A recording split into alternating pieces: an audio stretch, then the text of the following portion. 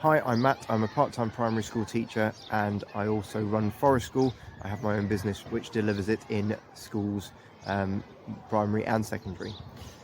The question that I've been asked is, how does learning outdoors promote effective inclusion between children with learning difficulties and their neurotypical peers? I've had a few experiences of working with different groups of neurodivergent learners, things like autism, things like attachment disorder. My experiences primarily have come from school classes where children are integrated anyway, and therefore have a slight understanding about the differences between neurotypical and neurodivergent children.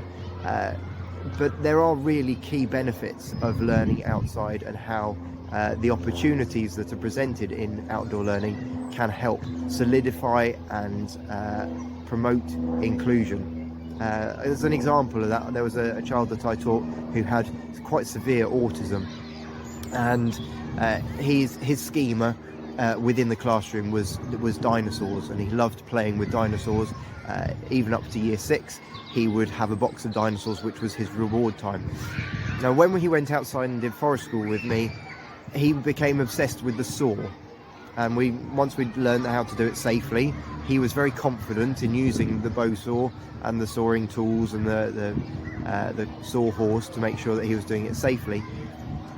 So much so that it probably took away from the time that the other children had in their use of that tool. But it didn't make a massive amount of difference, because when the children saw that was something that he was particularly passionate about in the Forest School sessions, they actually went to him with their projects, and they said, could you just saw this for me? Or I need a saw cut this far through the wood. Could you do that whilst I go and do something else? So in terms of the benefits from that, the children were able to really empathise with that learner, and see that there was a productivity that they could use him for, which not only helped their understanding of his neurodivergence, but also helped him with his self-esteem.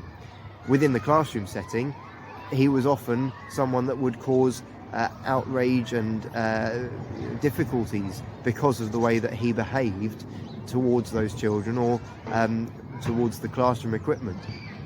He often got into rages and tempers when he didn't get his own way.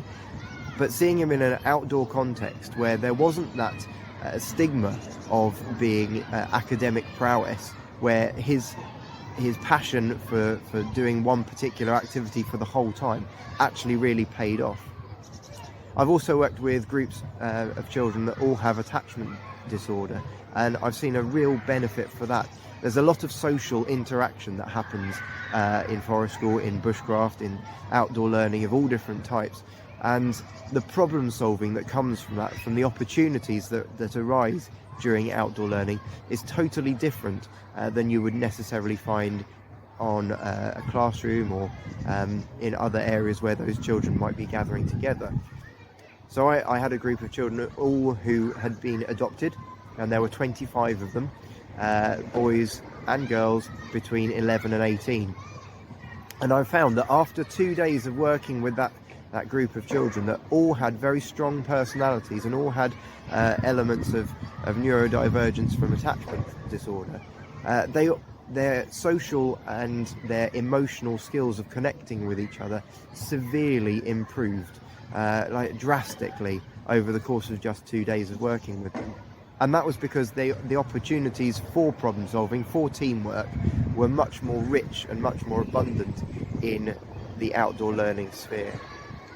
So I do think that outdoor learning can be a real key tool in promoting inclusion, because of the opportunities that it provides for them.